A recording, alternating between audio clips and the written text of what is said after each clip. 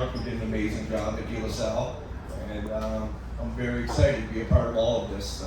So thank you for coming out, and the MIHL, the guys have been really gracious, and I'm excited to get started. And then where you just came from, talk about your little journey and how you found out about the show. They kind of reached out to me. I've been coaching at Conqueror. I coached at Conqueror for several years, and I go to a lot of De La Salle games. I've had my nephews go there, and I enjoy the environment, like they touched on, with coming from AAA and your parents just being proud to having standing room all over with all the people walking around, all that stuff. When I wear Conqueror stuff, people didn't always know, but when I walk around with De La Salle stuff, everybody kind of knows in the area, so it's fun. So this is your first go around coaching high school hockey. So what's going to be your expectations like on the bench? I'm excited for it. It was tough the first couple months not being able to be on the ice with the kids, but my expectations are to grow the team and have a good group of kids. We have 5 returning seniors and 1 came over from another school, and I've got to skate with them. I know a lot of the kids. I've coached a lot of them before, and I do some training sessions with them in the off season. But my expectations are to enjoy it, make them good young men, and develop them into good hockey players. And then obviously you say you have 5 returning. Talk about any other standouts or any other key returners? Yeah, we have a lot of, I think we have 13 total. We have a lot of good kids who were sophomores last year who are juniors, and then, these 3 are all seniors, and then I have 2 other seniors as well.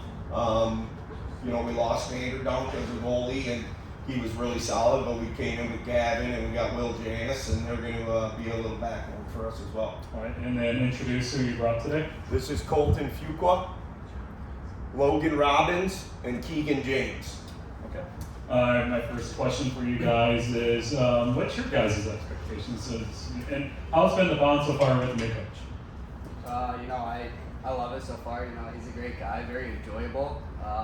Always happy. He's always got a smile on his face. Really makes it fun coming to the rink. And then my expectations are to get better every day as a team, but not only as a team, but as an individual. Become a better man before I move on to college. Yeah, Chad, everyone loves him, great personality, great coach in general. And expectations for the team, we just want to make everyone the leaders both on and off the ice. Chad's a good motivator in the locker room. He knows how to carry a team, and I think it's crucial for us. Team expectations this year, I think just enjoy it while we can. It's our senior year, so enjoy the competition, enjoy being part of the team. And then, what do you guys love about playing high school hockey? I love being around my teammates all day, every day. I see them constantly at school, and then you go to practice and see them there, and then wake up, see them at morning workouts, 6:30 in the morning, and then see them again in the halls, and then see them back at school. So I just love being around the team, being around the boys. Yeah, and Coach Chad kind of said it right, but the recognition's great. I mean, we got a lot more fans in the crowd at these high school games and like travel hockey, and a lot more people recognize the school logo than other logos. How we get media for the high school, we get attention from a lot of further-on organizations. I didn't ask the couple teams before this. How tough is the MIHL? A lot of people talk every year. It's either the MIHL, the KLA, but the MIHL. Why do you guys feel like this is the toughest conference in the state of Michigan? There's not a bad team. There's really not. Every team we end up playing, it's always a great game. There's great competition. There's not a bad kid on any team, so it's really enjoyable. So. Yeah, and like we said before, but past 20, 21 years, there's always been a state champion team, and they're always good teams, always growing, always staying consistent. It's just great competition. The MIHL has a lot of close games throughout the season. Like rankings may vary, but you can never have a bad game in the MIHL. They're always close and competitive. And then I always, before I get to the rest of the media, the questions, just talk about the growth of media coverage in high school hockey in the state of Michigan. Obviously, this through state champs, through PD and other avenues. Just talk about how exciting is it for you guys as a high school player to see yourselves, see your teammates or your friends getting recognized. It's really cool. A lot of people frown upon high school hockey, and I think this media really opens their eyes and makes them realize that it's actually like very good and very competitive hockey. And State Champs, for example, has 36,000 followers on Instagram, and you know, having 36,000 people follow and see maybe a goal that someone scored is pretty cool, actually. Yeah, same sort of thing. Colton kind of said it already, but not only like State Champs and other things, but also like local news networks will like cover it a little bit, and it's just nice to see. Nice to see some recognition. Yeah, the recognition for the players, and just seeing you and your friends on Instagram when you're scrolling through, make some nice highlight reel goals. And then also too, are you guys doing any up north trips this year? You know, some teams like to go to UP to play Houghton and all that. Are you guys going on a trip to the west side or northern Michigan this year? We go to Grand Rapids, obviously, and that's our dad's trip. And then we go up to the Sioux. That's as far as we go this year. Last year they went to Houghton. This year we're just to the Sioux. All right. And any questions? I had a question for John. How much did you pay that kid to say that about you guys? I might have to fact check there. I think it's 36-1. Coach, you mentioned just how young the team is. Probably going to be one of the younger ones in the league, I would think. Just some of the challenges with that, working with younger kids, but also the potential to kind of build a program with Yeah, I agree. And this year is our first year of having a JV team as well, so that's good. But I think getting them to buy in, we're me and Clark, I've known Clark for years, and we're different in coaching styles. So I think coming in and trying to get as much of them to buy in as much as possible early on and continue to grow that with them. But we have a really good leadership group, a really good core group of kids in our room.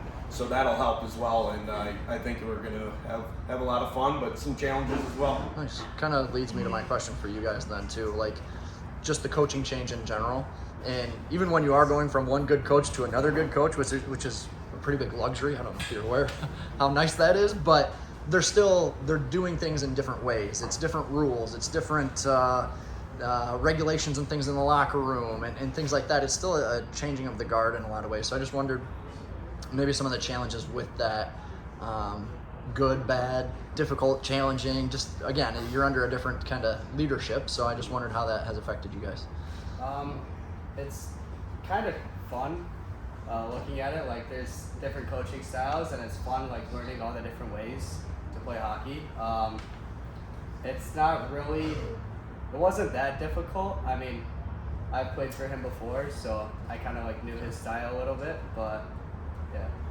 Different practices, like it's a completely different structure, even if you're going from one to another. So I just wondered how that may impact you guys at all. Yeah, different styles of play, but the good thing about having another good coach even, is that you can pick up the good things that you learned from the other one and bring it to the table with the next one. You get the best of both worlds. Yeah, Chad, it's challenging for some to build a relationship with a new coach, but he's just such a good coach that it's already there. You already feel attached to him, and yeah.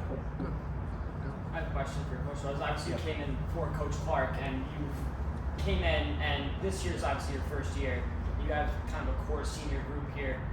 What is your expectation leading into the year? Is your expectation, obviously, it's always to win, but is it to kind of go all for it now, or is it to kind of step back and also try to build a program along the way? Yeah, I believe developing them is for sure. I've heard some other people ask questions if their goal is to win the state championship. I'm thinking about St. Edwards on Saturday. That's my first game coaching, so I'm looking forward to that. That's where I'm stepping into, is that game. But that we're going to develop throughout the year and grow. But I do have a really good group of kids and a good hockey team, and so that's where my mindset is right now, is on St. Edwards on Saturday. And then one more for you as well. You've coached some of these kids in AA hockey. How has your relationship been with them and the new kids as you've come into the program? I would say smooth. I'm pretty I'm a fun guy. I hold them very accountable, but I also slap every kid 5. That's big thing with coaching, is learning everybody's personalities, and I love coaching. I really do, and I've been doing it for a long time, and I enjoy it a lot. So it's been pretty smooth, actually. Yeah, I got one more then. Just with this kind of being your first foray into high school hockey, it's obviously a much different animal than travel hockey and things like that. You mentioned not being able to be on the ice with them early on, some of that stuff. You got to find unique ways to make up for that difference, right? It's individual meetings, it's smaller. Like, I guess I'd be curious as to what you've done early on or plan to do to kind of bridge that gap a little bit from one coaching world to the next. Yeah, I leaned on a lot of my leaders, and I had some good guys helping out, and then I've had some other coaches. I've known John for years and stuff, and help out, like just pick their brains a little bit. All these coaches have offered me help, and I mean a lot of this stuff is of course foreign to me, so it's been enjoyable though. I really enjoy it, and I've had a lot of people reach out to me, and it's helped me a lot. Good, perfect. Well, good luck, you guys. Thank you guys.